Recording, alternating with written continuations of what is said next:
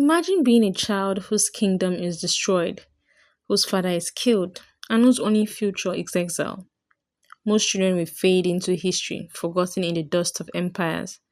But not Yakubu Nabame. He was the exiled boy who returned as king. He was a rebel who defied the Sokoto Caliphate, the greatest power of his time, and scarred it forever. Today, we dive into the legend of a man whose story is both history and myth, a tale of resistance, exile, and legacy. This is the untold story of Yakubu Nabame, the warrior king of Kebbi. In the early 19th century, the northern skies of Nigeria were heavy with war drums. The Sokoto Caliphate had risen from the fervor of Usman Danfojo's jihad, swallowing kingdoms, breaking thrones, and silencing voices that once roared across the savannah. Among the lands it crushed was Kebbi, a kingdom proud and fierce, whose people had once defied empires. And in that storm, a young boy named Yakubu Nabame was forced to flee for his life. Yakubu's father, Sakin Karari, had held Kebbi's seat in Argungu. In 1831, Sokoto's armies came like locusts, an overwhelming tide. Karari, seeing his city fall, ordered many to escape while he remained to face the fire. Among the refugees was Yakubu, just a boy, carrying nothing but the weight of loss and the fire of vengeance. That exile would mark him forever. But Yakubu's story didn't end with running, you see. Fate led him into the very court of Sokoto. There, the boy of Kebbi lived as both hostage and honored guest, trusted enough to serve in military campaigns, even to protect princes, but always with invisible chains around his wrists. In the palace, he walked among power, tasted it, and learned the art of war from within the belly of the beasts. For years, Sokoto thought they had tamed him. They didn't know they were sharpening a sword that would one day turn against them. In 1849, Yakubu Nabame returned to Agungu, not as a fugitive, but as Sarkin Kebbi, king in his own right. His coronation wasn't celebrated with gifts from Sokoto or peaceful tributes. It was sealed with defiance. See, from the moment he sat on that throne, he swore Kebbi will never bow again. And he proved it. Yakubu turned Kebbi into a fortress of rebellion. His warriors struck out in daring raids, cutting deep into Sokoto's territory. He didn't merely defend, he attacked, driving his men all the way to Selame, where he burned mosques to the ground.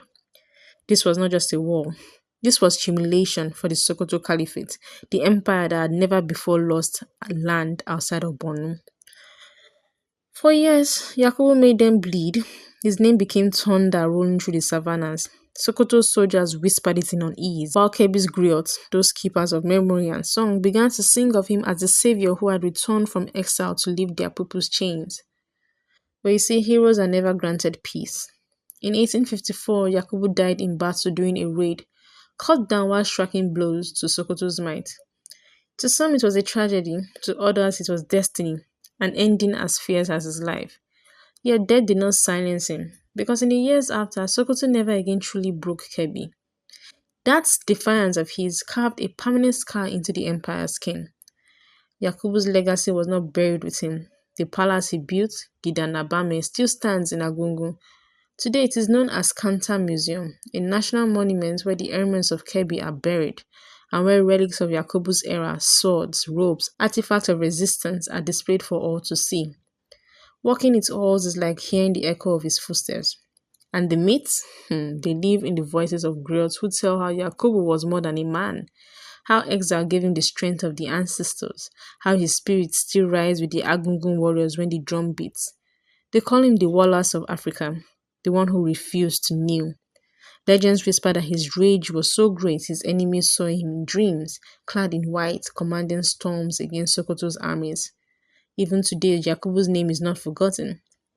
His spirit flows in the Agungun Fishing Festival, that great carnival held each year by the Rima River.